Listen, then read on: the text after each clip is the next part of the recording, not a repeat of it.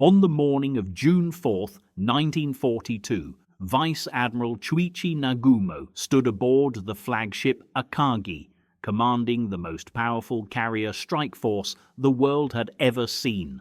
4 fleet carriers, Akagi, Kaga, Soryu, and Hiryu, the pride of the Imperial Japanese Navy, steamed confidently toward Midway Atoll. For 6 months, these ships had torn through the Pacific without a single defeat. Pearl Harbor, Wake Island, Darwin, the Indian Ocean, an unbroken string of victories that seemed unstoppable. But 1,200 miles northwest of Honolulu, the Americans were waiting.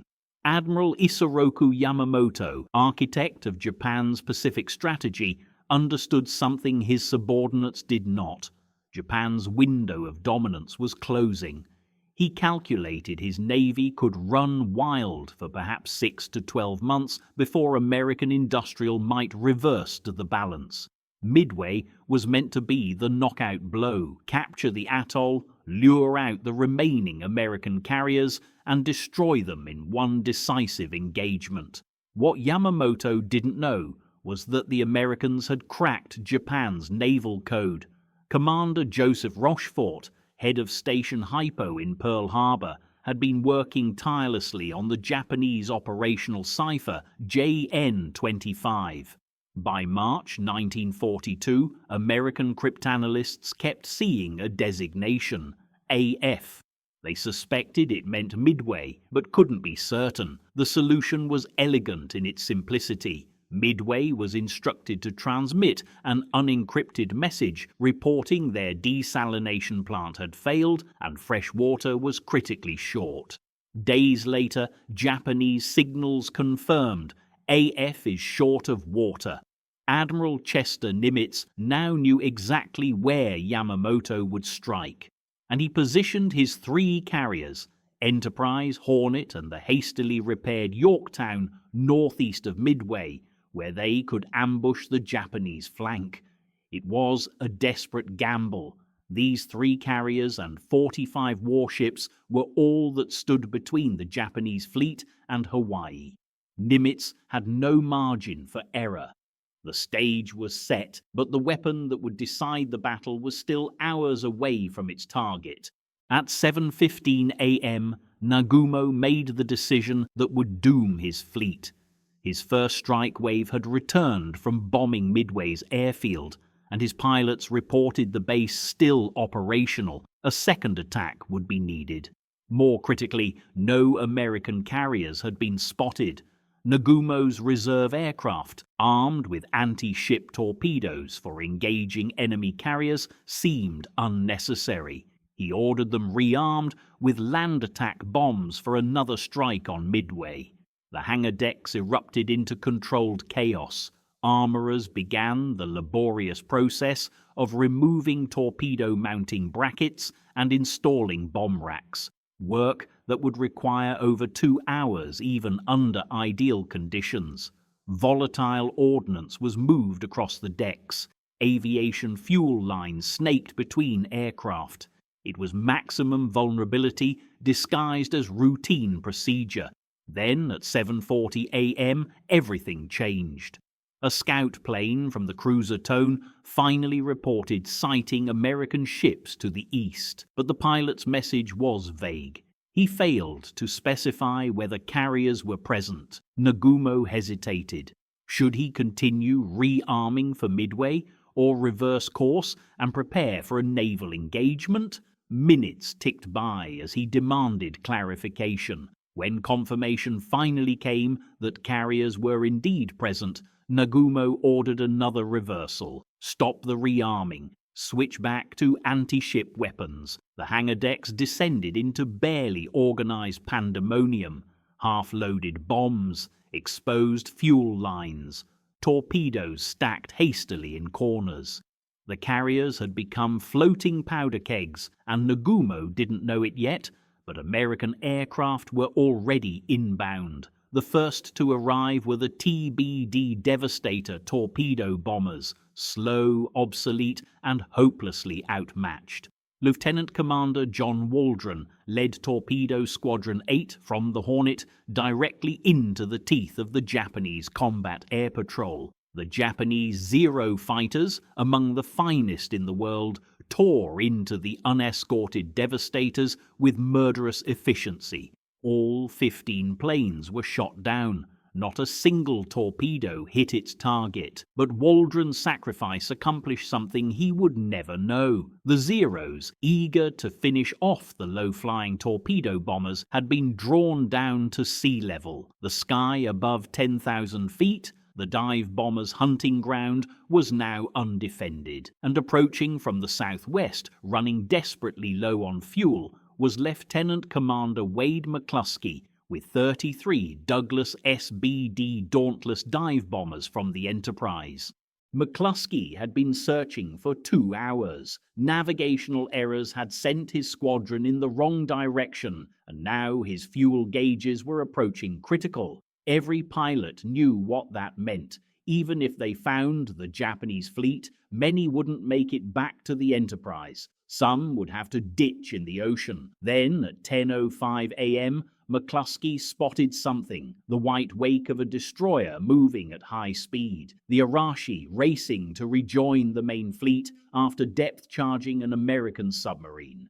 McCluskey made an instantaneous decision. That destroyer was heading home. He banked his entire squadron to follow.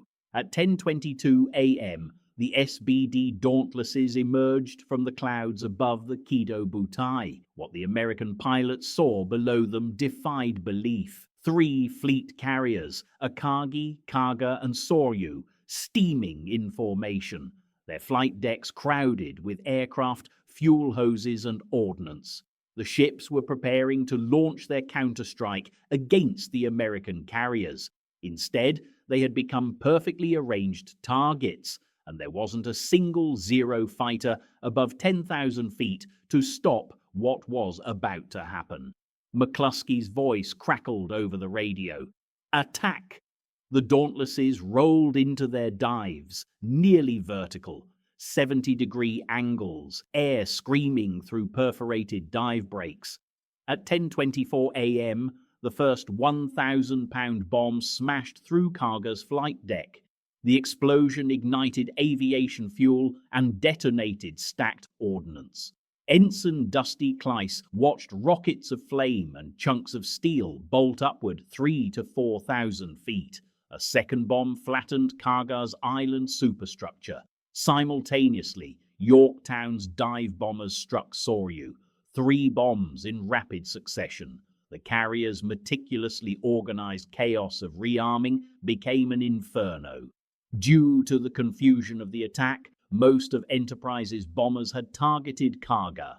Lieutenant Richard Best, leading the squadron, recognized the mistake instantly. He broke off his dive, calling his 2 wingmen to follow. While Kaga and Soryu burned, Best pushed over into a near-vertical plunge towards the flagship Akagi. Best's single bomb punched through the flight deck and detonated in the upper hangar, exactly where Nagumo's crews had been frantically trying to rearm aircraft for the past 2.5 hours. The bomb found fuel, ordnance, and oxygen. The resulting explosion ripped through Akagi's core. From 10:22 to 10:27 a.m., 5 minutes, 3 of Japan's 4 fleet carriers had been transformed into floating funeral pyres. The 4th carrier, Hiryu, under the aggressive command of Rear Admiral Tamon Yamaguchi, immediately launched counter-strikes. Japanese dive bombers found and crippled the Yorktown in a final act of defiance. But that afternoon, Enterprise's dive bombers located Hiryu.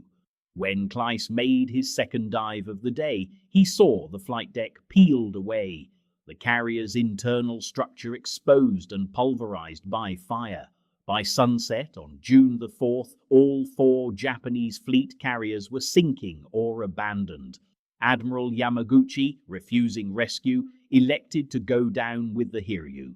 Before the ship was scuttled, he calmly told his staff he intended to enjoy the beauty of the moon in his final moments. The battle's statistics told only part of the story. Japan lost 4 fleet carriers, 1 heavy cruiser, and approximately 3,000 men, including an irreplaceable cadre of elite naval aviators. The United States lost 1 carrier and 307 men, but the true cost to Japan was strategic.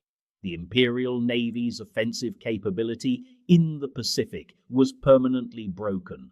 Japan could build new carriers. It could not replace the pilots lost at Midway, veterans of every major operation since Pearl Harbor, trained through the rigorous Yokorin system that simply couldn't produce aircrew at wartime rates.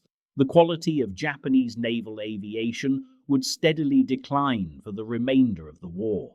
The dive bomber twist at Midway succeeded because intelligence, sacrifice, and luck converged in a single 5-minute window when the Japanese carriers were at maximum internal vulnerability. Nagumo's indecision in the face of conflicting priorities had created the perfect conditions for catastrophe. The SBD Dauntless, slow, unglamorous, and armed with nothing but a single bomb, had accomplished what battleships and torpedoes could not. 4 carriers, 5 minutes. The course of the Pacific War forever altered.